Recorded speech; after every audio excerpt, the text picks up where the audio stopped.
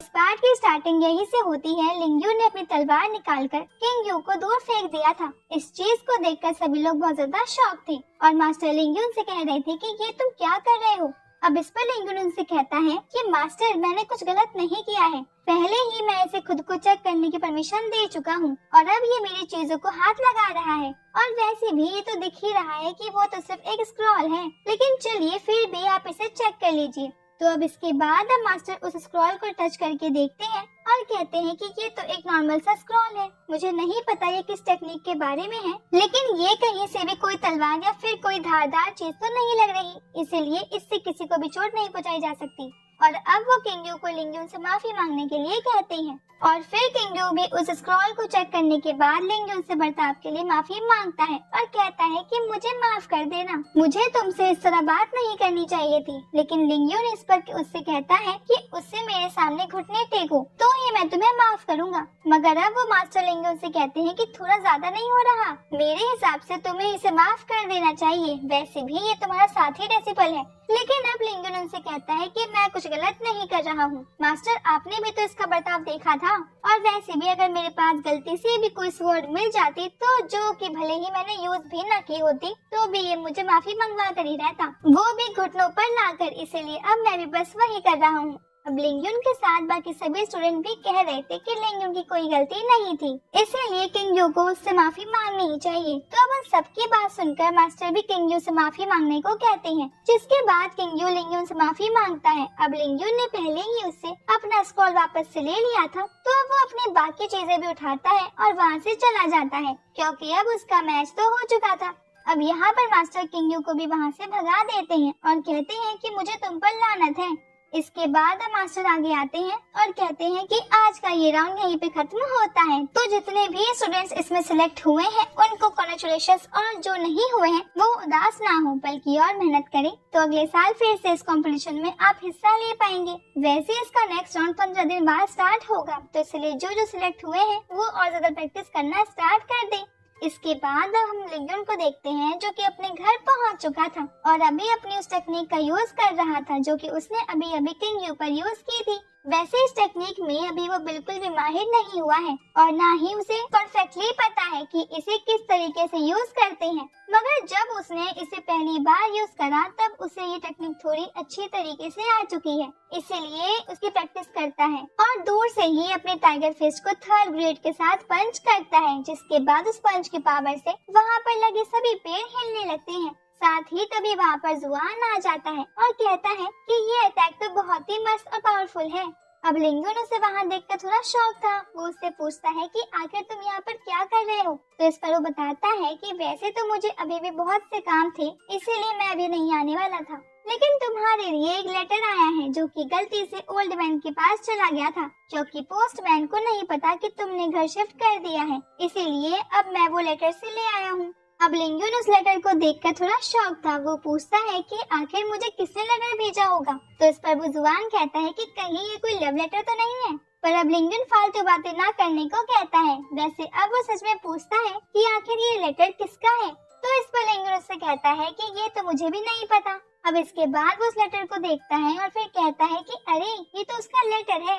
अब ये सुनकर जुआन को भी थोड़ा थोड़ा इंटरेस्ट आ जाता है और वो पूछता है कि ये लेटर किसी लड़के का है या लड़की का, तो इस पर लिंगयू उससे कहता है कि ये बात तो तुम्हें बाद में ही पता चलेगी, अभी तो मैं ऑप्शन हॉल जा रहा हूँ।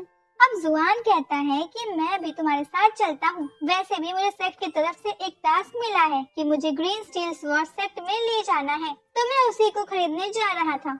अब ये दोनों आगे बढ़ते हैं और जुआन कहता है कि सेक्ट वाले सच में बहुत बेकार हैं, उन्हें वो स्वॉर्ड चाहिए थी तो उन्होंने मुझे भेज दिया, लेकिन उसके मुझे पैसे तो देने चाहिए थे ना।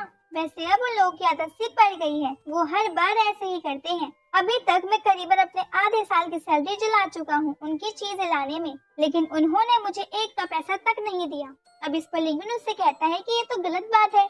इसके बाद नेक्स्ट सीन में हम देखते हैं कि अब रात हो चुकी थी और लिंगयू उस ऑक्शन ओनर को अपनी चीजें देकर वहाँ जुआन के पास आ रहा था। दरअसल उन्हें अभी दूसरी सिटी में जाना है क्योंकि असली ऑक्शन वही लगने वाला है। अब यहाँ जुआन अपने घोड़े को तैयार कर रहा था और साथ ही उसने खाने की व्यवस्था भी कर ली थी। अब लिंगयुन खाने की स्मेल सूंघते ही कहने लगता है कि तुम सच में बहुत अच्छे कुक हो। इस पर जुआन कहता है कि हाँ, लेकिन मुझे मस्का मत लगाओ, मैंने तुम्हारे लिए भी बनाया है। अब लिंगयुन खाने के लिए हाथ आगे बढ़ा रहा था, लेकिन तभी जुआन उसे रोक देता है और कहता है कि पहले खाना बंद तो जाने दो, और अभी तो मैंने अपने सीक्रेट मसाले का यूज भी नहीं किया। तुम नहीं जानते मुझे उसे उगाने में कितनी मेहनत लगी है, और आखिर तुम उसे नहीं चखोगे तो मेरी सारी मेहनत पानी में चली जाएगी। अब इस पर लिंगयुन उससे पूछता है कि क्या तुम्हारे पास यहाँ पर कोई ऐसी टेक्नोलॉजी नहीं है जिससे ज्यादा मेहनत ना करनी पड़े। तो इस पर जुआन शॉक होता है और कहता है कि टेक्नोलॉजी किस चीज को कहते हैं। अब उसकी बात सुनकर लिंगयुन को याद आता है कि वो अभी अपने वर्ल्ड में नहीं है। तब वो कहता है कि अरे कुछ नहीं, ये सब भूल जाओ, मैं बस ये कह रहा था कि अगर हम खुद से चीजें उगाएंगे और वो सिर्फ अपने लिए थोड़ी सी जगह में, तो उसमें कुछ ज्यादा ही टाइम जाएगा और फिर हम प्रैक्टिस करने का भी टाइम ही नहीं मिलेगा। तो इस पर जुआन कहता है कि देखो भाई, अगर तुम्हें टेस्टी खाना खाना हो तो उसके लिए थोड़ी मेहनत तो करनी पड़ेगी ना। इसके बाद वो कहता है कि चलो ये सब बातें हम बंद करते हैं। वैसे एक बात बताओ, तुम्हारी पावर इसलिए ज्यादा स्पीड से बढ़ रही है क्योंकि तुम इन सब चीजों में नहीं पढ़ते हो और सिर्फ अपनी प्रैक्टिस में ध्यान देते हो। तो अब लिंगयुन कहता है कि हाँ, मुझे ऐसा करना ही पड़ा था क्योंकि सब मुझे स्वॉर्ड स्लेव कहकर बुलाते थे, और जब से मैंने खुद की प्रैक्टिस पर ध्यान दिया है तभी मैं इस आउटर सेक्ट में ज्वाइन हो पाया और अपने सर से वो स्वॉर्ड स्लेव का टैग भी हटा पाया। और वैसे भी ये दुनिया ताकत के दम पर ही चलती है, जो जितना स्ट्रॉन्ग होगा उसे उतनी ही इज्जत और उतनी ही अपॉर्चुनिटी मिलेगी। अब जुआन कहता है कि हाँ, तुमने बिल्कुल सही कहा। वैसे अभी तुम ऑक्शन ओनर के पास गए थे ना, तो क्या तुम्हें वहाँ पर कुछ सही डील वगैरह के बारे में पता चला? तो इस पर लिंगयुन कहता है कि मुझे नहीं पता था कि मेरे पास क्या चीज थी। दरअसल मैं कुछ स्पिरिट स्टोन टास्क कर रहा था, तभी मुझे उन बीस्ट को हराने पर कुछ चीजें मिली, पर मुझे नहीं पता था कि वो क्या चीज है। इसीलिए मैं उसे ट्रेजर समझकर बेचने गया था, जहाँ पर मुझे पता चला कि वो कोई ब्लड फायर बोन्स थी। अब ये बात सुनकर जुआन बहुत ज्यादा शॉक हो जाता है। वैसे ये ब्लड फायर बोन्स वो ही चीज थी जो कि लिंगयुन ने उस बड़े से स्नेक को मारकर कलेक्ट की थी जब वो उस ब्लड फ्लावर को लेने के लिए गया था। अब असल में जुआन शॉक इसीलिए हुआ था क्योंकि ये बॉन्स बहुत रेयर होती है। वैसे ये बॉन्स हर एक बीज के अंदर पाई जाती है, लेकिन कल्टीवेटर इसे कलेक्ट नहीं कर पाते क्योंकि ये तभी कल्टीवेटर को मिलती है जब कल्टीवेटर एक ही अटैक में सामने वाले बीज को खत्म कर दे। और अभी ये बात खुद जुआन ही बता रहा था। वो कहता है कि क्या तुमने सच में उन बीज को एक ही बार में मार दिया था? तो इस पर लिंगयुन कहता है कि हाँ, ऐसा ही हुआ था, मगर फिर दो इडियट मेरे सामने आ गए जिस वजह से मुझे और ज्यादा यही बोन्स नहीं मिल पाई, लेकिन मैंने पहले वाले को मारकर पूरी 9 बॉल कलेक्ट कर ली थी।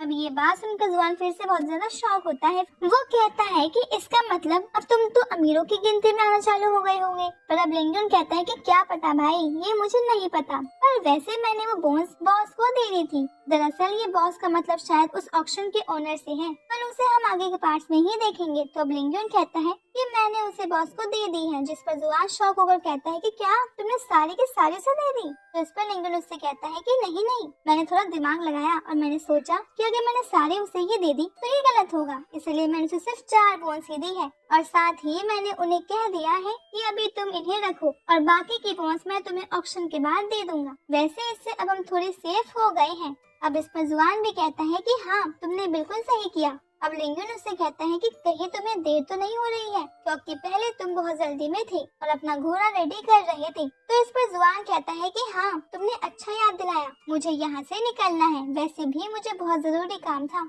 वैसे हाँ, तुम अगर इसी स्पीड से आगे बढ़ोगे तो तुम भी कल तक ऑक्शन वाली जगह पर पहुँच जाओगे। तो अब हम कल ही मिलते हैं। दरअसल अभी जुआन को कोई दूसरा काम था, इसीलिए वो वहाँ से निकल रहा था, और शायद वो अभी उस स्वॉर्ड को ही लेने जा रहा होगा जिसके बारे में उसने हमें पहले ही बताया था।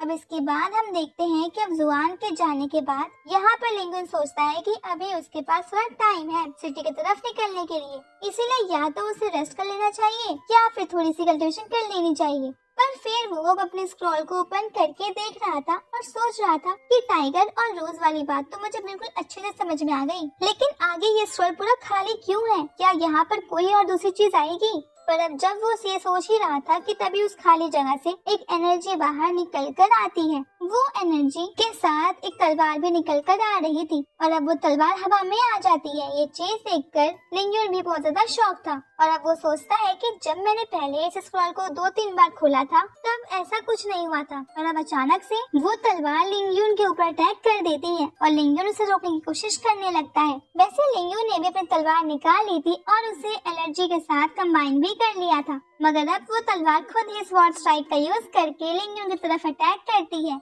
लेकिन लिंगयुन भी उन्हें डोज कर रहा था और अब वो तलवार खुद ही आगे बढ़ती है और लिंगयुन से लड़ाई स्टार्ट करने को कह देती है।